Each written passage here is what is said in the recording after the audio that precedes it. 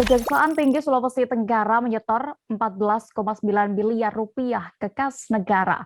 Uang tersebut diserahkan Kejaksaan Negeri atau Kejari Konawe dan Kejati Sultra bersama Pusat Pemulihan Aset atau PPA Kejaksaan Agung.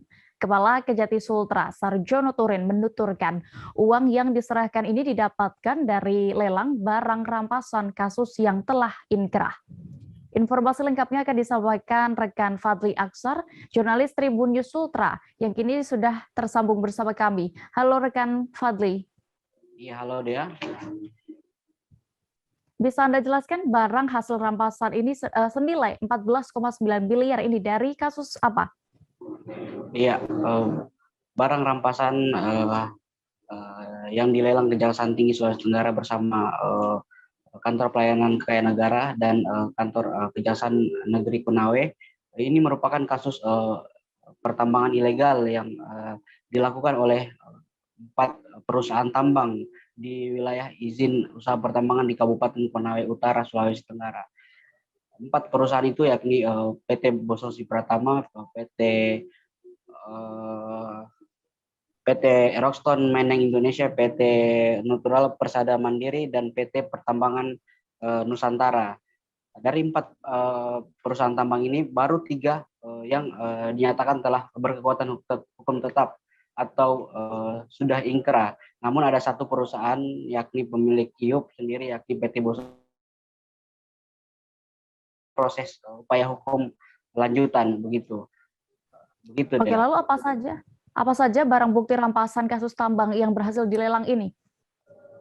Ya, Kejaksaan Tinggi Sulawesi Tenggara setelah menerima hasil ingkrah sendiri, kemudian mereka menyita total 62 barang bukti hasil kejahatan pertambangan.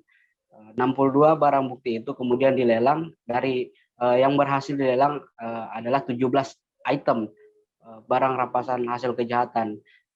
17 item itu diantaranya ada 13 alat berat ekskavator, 3 alat mobil dump truck, kemudian 1 tumpukan ore nikel seberat 13.000 metrik ton.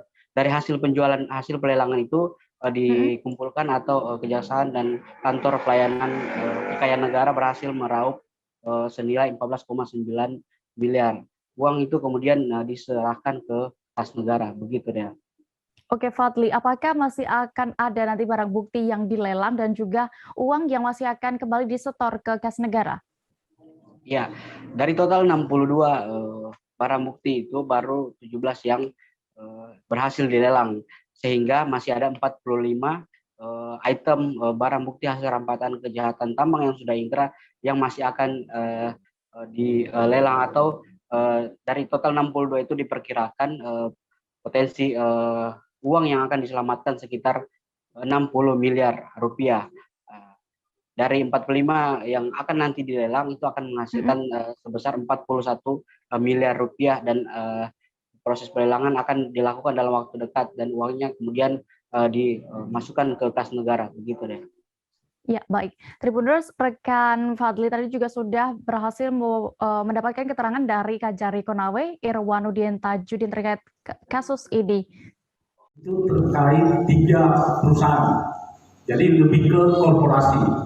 Jadi tersangkanya itu lebih ke korporasi perusahaannya.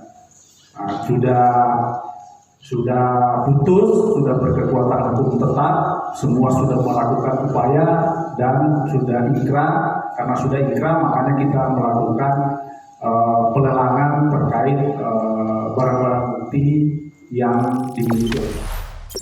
Jangan lupa subscribe, share, komen, dan like ya.